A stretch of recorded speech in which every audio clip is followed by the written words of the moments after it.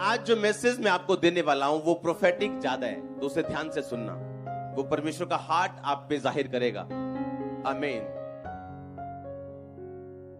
ये लास्ट दिनों में परमेश्वर ऐसे लोग चाहता है जो शैतान के साथ लड़ सके, परमेश्वर के योद्धा की नाई चल सके। जब शैतान गिरा था तो बाइबल कहती 1/3 स्वर्गदूत उसके साथ गिरे थे। अगर 150 करोड़ स्वर्गदूत बनाया तो 50 करोड़ स्वर्गदूत गिर गए थे शैतान के साथ। और आज भी वो शैतान के साथ मिलकर काम करते हैं कि परमेश्वर तक ना पहुंचने दिया जाए। अगर कोई पहुंच गया तो तब भी उसे अपनी पकड़ में बांध के रखा जाए। परमेश्वर ने कहा, देखो मैंने तुम्हें सांपों और बिच्छुओं को रौंदने का पूरा अधिकार दिया, उनकी सारी शक्ति पर पूरा अधिकार दिया, किसी वस्तु से तुम्हें कुछ भी हानि नहीं होगी। ये परमेश्वर ने अपने लोगों को बोला कि देखो मैंने तुम्हें सांपों और बिच्छुओं को रौंदने का पूरा अधिकार दिया। देखो का यूनानी मतलब है देखना, लेकिन अपनी आत्मिक आंखों से, अपनी अंदरूनी आंखों से उन चीजों को देखना।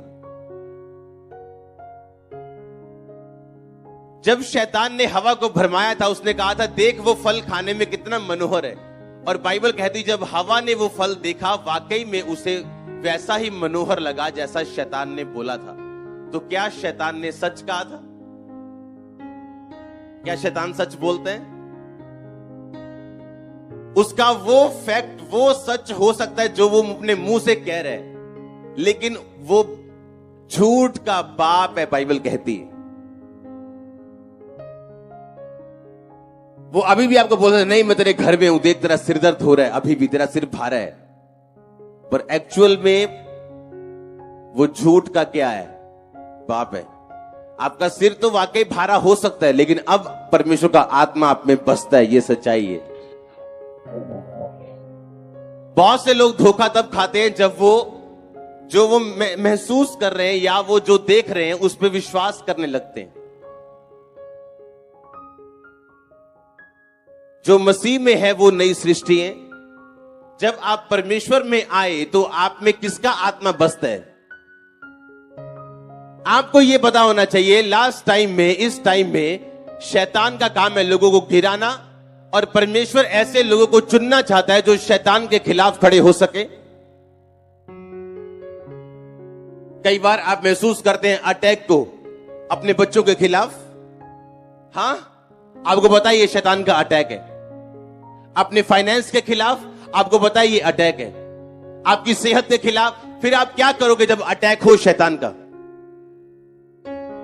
शैतान एक डरपोक क्रिएचर है। जब आप उसका सामना करेंगे, बाइबल कहती वो आपसे भागेगा, और जब आप उससे डर जाएंगे वो आपको भगाएगा। उसका साइज मायने नहीं करता आपकी प्रॉब्लम कितनी बड़ी है, या दुष्ट आत्मा कैसी है, या आपकी प्रॉब्लम का नेचर कैसा है। मायने ये रखता है कि क्या आप सामना करने के लिए तैयार हो या नहीं। जब दाऊद ने गोलियत को मारा था तो बाइबल कहती वो गोलियत इतना बड़ा था कि दाऊद की पूरी बॉडी का भार उसके भाले के समान होगा। भाला थोड़ा बहुत कम होगा। और लोग उसे बोलते थे कि दाऊद तू अभी बच्चा है, और वो अपने बचपन से योद्धा है, और सबसे ऊंचा और लंबा एक जायंट था, वो एक राक्षस के समान था वो। और बाइबल कहती जब दाऊद ने उसे मारा था तो ऐसे पीछे हट हट के नहीं मारा था कि बच बच के मारो, अगर लग गया ठीक है पच जाएंगे। बाइबल में लिखा दाऊद उसकी ओर आगे बढ़ा और आगे खींच के गोफन मारा और उसके माथे पे लगा, और वो जमीन के नीचे था। कितने मेरी बात को समझ रहे हैं? अगर आप शैतान से डरते रहे वो आपको डराता जाएगा, और अगर आपने जूती उठाई, डंडा उठाया, वो भागेगा। ये उसकी खासियत है, भागने की। कितने मेरी बात समझ रहे हैं? ये उसकी क्या है?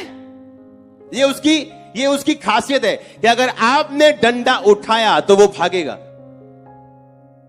और अगर आप क्रिश्चियन हैं, आपको यह मालूम होना चाहिए कि कहां वो आपकी लाइफ में अटैक करने की कोशिश कर रहे हैं। हालेलुया। और आपको मालूम होना चाहिए कि क्यों वो अटैक कर रहा है, उसके अटैक का कारण क्या है, या उसके अटैक वो क्यों करना चाहता है, उसका रीजन क्या है, उसका प्लान क्या है, और उसके प्लान को खत्म करना।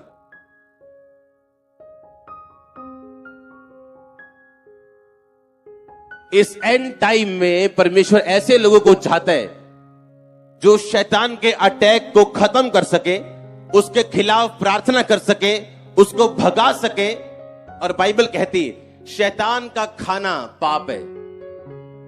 जब आप पाप बंद कर देंगे, वो कमजोर होता जाएगा आपकी जिंदगी से, और आप स्पिरिचुअली स्ट्रांग होते जाएंगे, और इतने स्ट्रांग होते जाएंगे कि आप उसे हरा पाएंगे, वो भागेगा। इसीलिए सिकवा के 7 बेटे जो थे, उन्होंने शैतान को कहा, जिस यीशु का प्रचार पौलुस करता है, उस यीशु मसीह के नाम में हम तुम्हें आज्ञा देते। शैतान ने कहा, उसको हम जानते, यीशु को, पौलुस को पहचानते, सब ये दोनों को हम जानते और पहचानते, तुम कौन हो?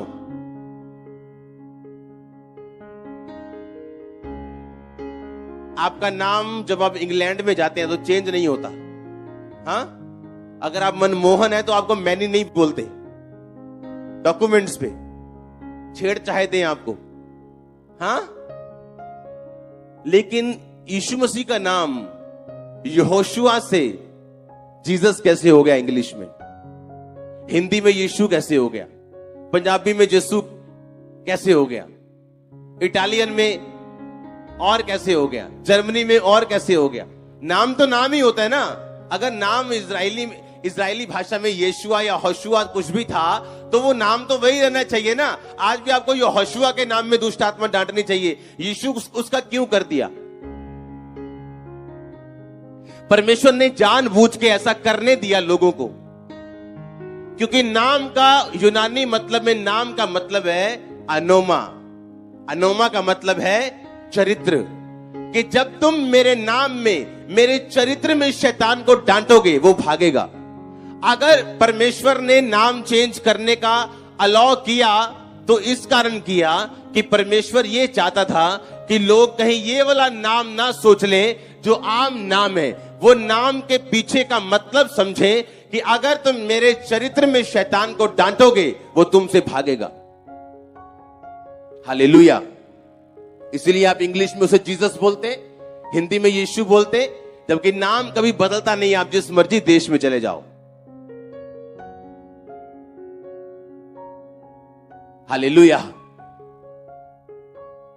तो आपको यह समझ होनी चाहिए कि आपका चरित्र परमेश्वर के जैसा होना चाहिए, और शैतान तैयार बैठा है अटैक करने के लिए। और वो ये चाहता है कि आप परमेश्वर को ना मान सके और उसकी मर्जी को पूरा ना कर सके। और उसका पूरा प्लान ये है कि आपको परमेश्वर की विल से वो बाहर कर सके। ऐसे लोग मैंने देखे हैं, गिफ्टेड है, प्रभु की विल से बाहर है। ऐसे लोग हैं जो अब परमेश्वर की विल से, इच्छा से बाहर है। क्यों?